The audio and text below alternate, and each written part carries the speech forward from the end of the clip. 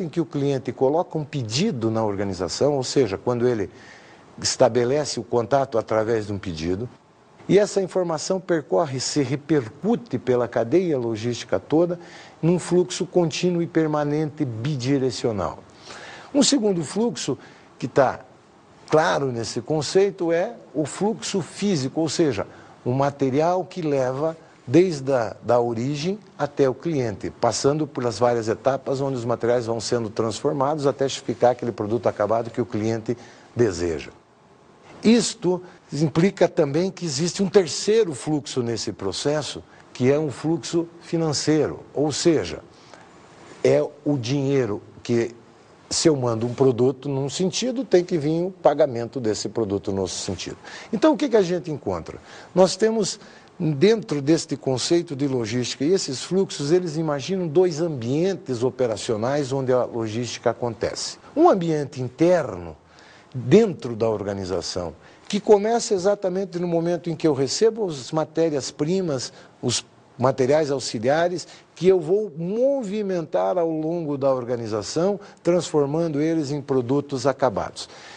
Quando eu tenho os produtos acabados, esses produtos têm que ser direcionados ao mercado, têm que sair da organização, passar pelo seu canal de marketing ou canal de distribuição, até chegar ao cliente final.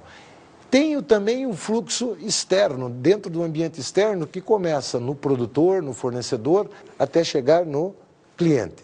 E aí eu estou atuando num ambiente externo. Este ambiente externo, tanto em suprimentos quanto na distribuição, exige um negócio muito simples e que preocupa muito as organizações hoje, a chamada infraestrutura logística. O que é essa infraestrutura logística? São portos, aeroportos, ferrovias, rodovias, aerovias, enfim, o ambiente onde efetivamente eu transporto, onde eu armazeno, onde eu movimento, a preocupação com as questões burocrático-legais, as agências de fiscalização, Receita Estadual, Receita Federal, todo esse contexto externo a gente chama do macroambiente logístico, onde eu tenho a infraestrutura de suporte logístico. Vamos ver mais uma pergunta ao nosso entrevistado. Qual a importância do fluxo de informações para o funcionamento do seu sistema logístico? Para um bom funcionamento do sistema logístico, o fluxo de informações é absolutamente necessário e importante. Por quê?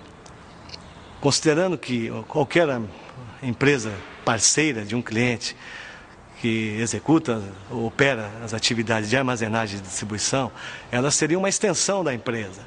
Então, obviamente, por esse motivo, ela necessita receber bem as informações, seja dos produtos em si, ou daquilo que ela vai manusear, operar e distribuir, como também as informações de atendimento em si.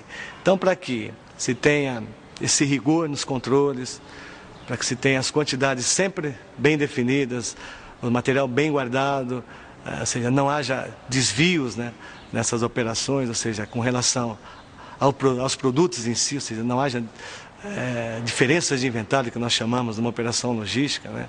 A cada momento estamos inventariando e passando essas informações para os clientes. Então, esse fluxo, essa interface que envolve a necessidade de receber ou devolver uma informação, é indispensável. Isso se faz por meio de sistemas informatizados, ou mesmo de acesso do operador acessando os sistemas do cliente, que também é uma possibilidade hoje bastante usual, então, preponderante. Até porque existem controles escriturais, contábeis, financeiros, tanto da parte do operador e principalmente do cliente. Então, se as informações não estiverem bem sincronizadas, haverá distorções, haverá prejuízos financeiros, né, com perdas, desvio, etc. Então, o fluxo de informação tem que ser muito preciso, né, principalmente informatizado, para poder ter segurança, porque na medida em que se trabalha com muitas informações manuais, planilhas manuais, ou seja, não existe um sistema gerenciador, como eu mencionei, o WMS, o ERP, um TMS, que é o sistema de transporte, isso tudo motiva desvios de informação e até de produtos, tá? Ou prejuízos a todo ela. Como vocês podem perceber, são as informações que colocam em movimento todo o processo logístico. Sem informações de qualidade, o sistema logístico fica comprometido. Então, a ideia é que se eu gerenciar adequadamente o sistema de informações, eu consigo ter um sistema logístico também bom. Por quê? Porque são as informações que colocam em movimento o sistema logístico. Mas vamos entender, eu estou falando aqui de logística de suprimentos, logística de produção, de distribuição. Vamos entender o que são os subsistemas logísticos. Como eu disse, a logística integrada compreende o subsistema de suprimentos, de produção, de distribuição física, de apoio pós-venda e de reciclagem ou logística reversa. A logística de suprimentos é a área responsável, e essa que nos diz respeito mais próximo na nossa disciplina de administração de materiais, é a área responsável por selecionar, desenvolver fornecedores e manter esses fornecedores qualificados para atender às necessidades da organização. Vamos ver mais um texto aí sobre a Toyota Motors Company, para a gente entender um pouquinho essa logística de suprimentos. Não raramente, executivos da Toyota visitam fornecedores para ensiná-los a cortar seus próprios custos, usando materiais mais baratos ou alterando processos fabris. Da última vez que isso ocorreu, a Toyota conseguiu preços melhores em 174 componentes vitais para a montagem de carros. Como vocês puderam perceber, a área de suprimentos da Toyota é extremamente ágil, extremamente rápida. Por quê? Porque ela está baseada no just-in-time. E a logística tem que suportar rapidamente os processos produtivos, tem que sustentar esses processos com agilidade, com rapidez. Então a logística de suprimentos é fundamental para uma organização como a Toyota. O outro subsistema importante é a logística de produção. A logística de produção é entendida como aquela que acontece dentro da organização, chamada de inbound, ou seja, desde o momento em que eu tenho o material à disposição para o processo produtivo, até a saída desse material da produção como produto acabado, todas aquelas atividades de manuseio, de movimentação e o controle dos estoques de produtos em processo são responsabilidade da logística de produção. O terceiro subsistema é o subsistema de distribuição física. A distribuição física é entendida como a parte da logística que pega o produto acabado e em direção ao mercado, passando pelo canal de marketing. Vamos ver um clipezinho rapidinho aí sobre a Coca-Cola, para a gente entender um pouquinho mais a distribuição física. A Coca-Cola está presente em mais de 200 países. É uma marca reconhecida por cerca de 94% da população mundial e é falada em 125 idiomas diferentes. É o primeiro produto globalizado, antes mesmo de se falar em globalização.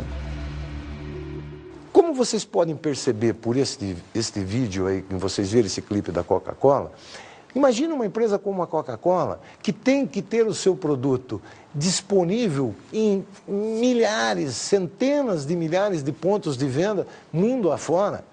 Imagina se ela não tivesse um bom sistema de distribuição física. Ela simplesmente não seria o que é hoje sem um sistema de distribuição que permitisse a ela estar com o seu produto no maior número de pontos de vendas possível. Então a logística de distribuição física é responsável pela movimentação, pelo transporte, pela armazenagem dos produtos, desde o produto acabado até a chegada ao cliente. Mas e aí? Chegou no cliente e acabou as atividades logísticas? Não, tem um subsistema logístico chamado pós-vendas. O subsistema logístico de pós-vendas é responsável por duas coisas básicas. Primeiro, avaliar o desempenho de todas as atividades logísticas que o cliente percebeu, para saber como é que foi a performance desse sistema logístico. Além disso, o subsistema pós-vendas é responsável pela manutenção de peças, de estoques de peças e de materiais de reposição. Aquelas famosas empresas de assistência técnica, né? Esses estoques que são mantidos nas assistências técnicas são responsabilidade da logística de pós-vendas. E, além disso, a logística de pós-vendas também se encarrega de dar suporte a algumas atividades importantes para o marketing. Vou contar uma historinha para vocês. No sul do Brasil, no Paraná e Santa Catarina, tinha uma empresa chamada Global Telecom, que era a operadora de telefonia celular nesses dois estados. E ela foi vendida e se transformou na Vivo. Muito bem. Só que assim, quando a Vivo assumiu a Global Telecom, eles fizeram uma campanha de marketing que a gente chama de teaser, ou seja, eles anunciaram assim umas 2, 3 semanas antes, dizendo assim, não perca o intervalo do Fantástico dia tal. E aí, naquele dia, naquele horário, no intervalo do Fantástico, o que eles fizeram? Eles comunicaram ao mercado que a Global Telecom, a partir daquele momento, passava a se chamar Vivo. Muito bem. Isso significa o quê?